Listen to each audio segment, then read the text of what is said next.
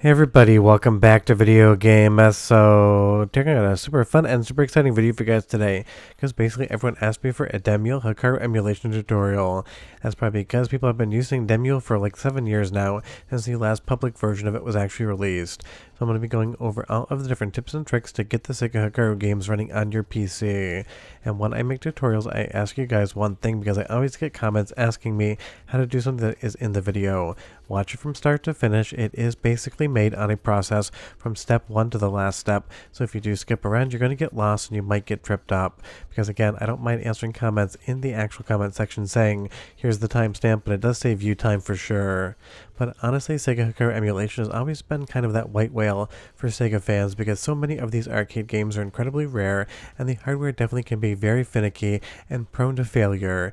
It's one of those things. I haven't seen some of these arcade cabinets in decades now, so being able to actually play them on your PC is absolutely going to be outstanding. Just be aware that because these are arcade games, you're going to have to think about how different things actually get controlled. In some instances, like Brave Firefighters, you're going to be using your mouse cursor and mouse buttons to actually interact with the game. In other games, you're going to be either using a steering wheel or an analog stick. And as far as Virtual On is concerned, I'll explain how to set the controls up properly for that one later on in the video, because that one is also going to be a little bit different. Basically, just keep in mind, this is not Dreamcast emulation where a controller has the exact same inputs across the entirety of a system. It's one of those things. Every arcade game can have different inputs, and depending on what game you're playing, you might need to rebind the controls to make sure everything is set up correctly. But when you get everything set up, basically every single Sega Hikaru game now plays from start to finish. You can enjoy them, sit down, and basically see the credits scroll. But I do want you to be aware that does not mean that this is final emulation. There could still be a little bit of a visual glitch here or there, but there really isn't been any crashing or freezing on the games in my experience. But when you do first play them, you might notice a little bit of hitching. That is just down to some shader caching that will go away in successive playthroughs. But the first thing we need to deal with is actually where to find this build in the first place, because I've been getting a ton of messages particularly about that, so let's get into it. If you pop over to the Demul Discord server, and again, you'll have to Google that because I tried to get an invite link from this server and it was not allowed. If you go up into the pin messages, you're going to see the most recent test build. That was from the 11th of December 2025. And do be aware there is a reports tab here as well.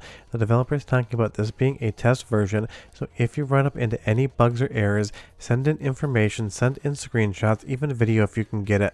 That way the developer can actually take a look at it and improve this further in the future if they so want. It's one of those things. The more reports about issues that come in, the more they can be tracked down and the more they can be addressed, so that everyone has a better time moving forward. Now, Demul does not install, it unpacks, so you can go ahead and put this in whatever folder you want and go ahead and unzip the 7-zip file here so that you get a folder. Obviously, I've already done that, but I'm showing you exactly how to do it here. But I'm pretty sure 100% of you are going to know how to unzip some folders. The one thing you need to know about the folder structure right off the top is there is going to be a ROMs folder, and that is where every single thing that Demul is going to run is going to exist. Now at this point in time, if you want Dreamcast or NAOMI, I would be over on Flycast. That's just my preference, but you'll see here, this is where anything would go as far as Hikaru is concerned. And there's two files that you have to have right off the top, or else this is not going to run. Hikaru.zip and MIE.zip. These kind of trip everybody up, and I got a lot of messages about why they couldn't get Hikaru emulation to run, because if you just try to boot up one of the games here, you go to File in Hikaru and then select it. If you don't have both MIE.zip as well as Hikaru.zip in the ROMs folder, you're just going to get error messages. I changed the name on mine so that it would break the ROM path connection, but it's basically one of those things. If you do not have these files, it is not going to work. You'll have to source those for yourself, of course, but just make sure you grab both of them. And if you get an error message after you add them in, that just means you have bad dumps and you should try to find your files from a different original Hikaru board that you definitely do own. To actually start a game up, you just go to File, Run Hikaru, and then double click on the game within the options menu there. And again, there's only 6 games on Hikaru, so it's not like there's that many. And as long as you have all of the files exactly as specified that I showed you, you will boot into the game. But obviously we haven't really configured any of the controls yet, so that's going to be coming in step 2. But something that I want you to keep in mind, there is no such thing as a universal controller binding for Hikaru emulation, because for a very limited set of games it actually represents a lot of different arcade genres. For NASCAR Arcade as well as Star Wars, you're going to be dealing with racing controls. For something like Planet here, you're kind of in between. And of course, Brave Firefighters is going to be basically what amounts to an arcade light gun game, where something like Virtual On is going to be a twin-stick shooter, and Airtrix is basically its own damn thing. So just don't think that one controller binding is going to be good for every single game.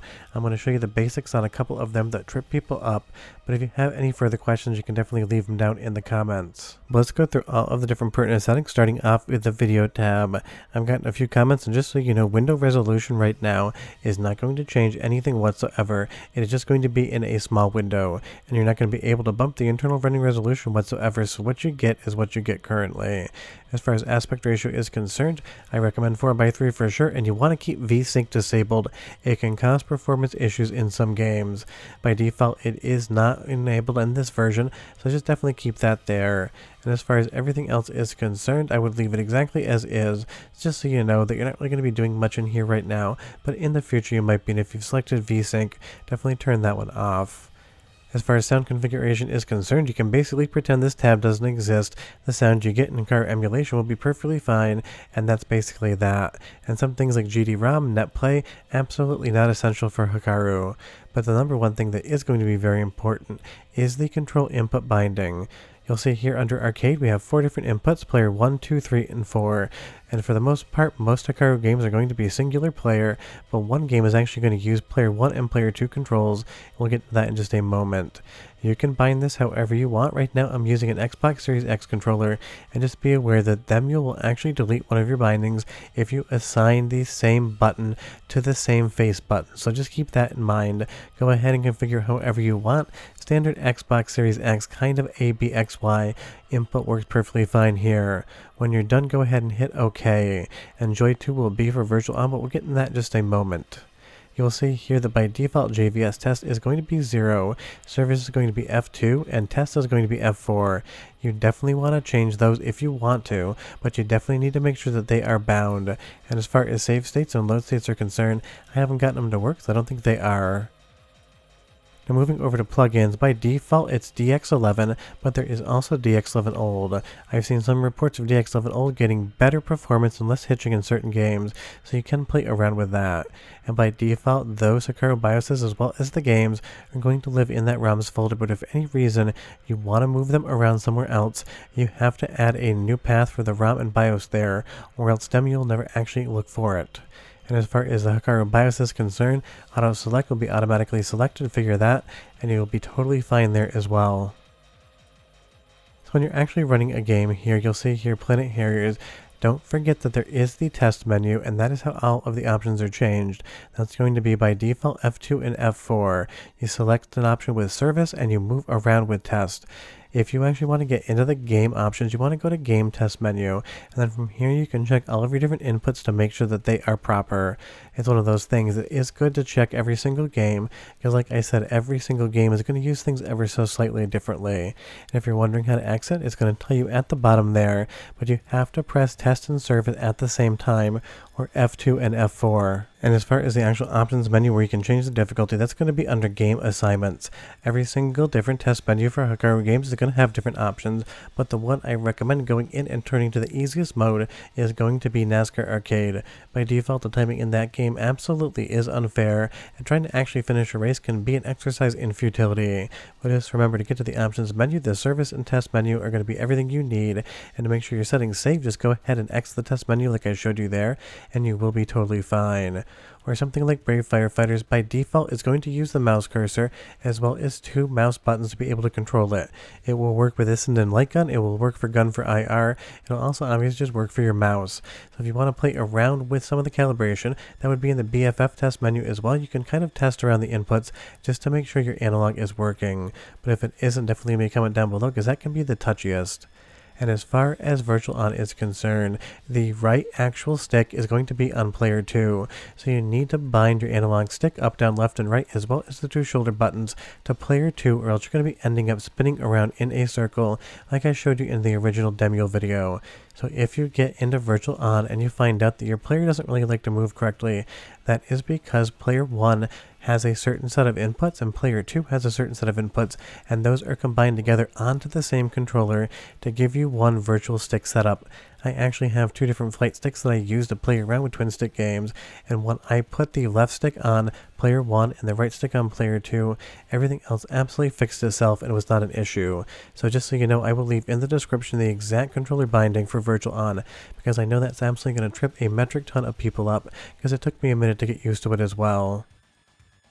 But if you follow all the directions in this tutorial, you'll be able to play every single Sega Hikaru game out there. And as far as Airtrix is concerned, if I remember, I will leave the bindings in the actual description as well, because that one definitely is a one-off, and I can do a video explaining how to calibrate just that game. So if you actually want to see that, leave me a comment down below.